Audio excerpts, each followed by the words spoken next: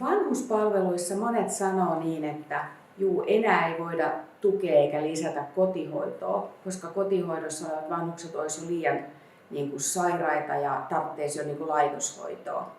Tässä me voitaisiin miettiä sitä ennaltaehkäisyä vähän toisella tavalla.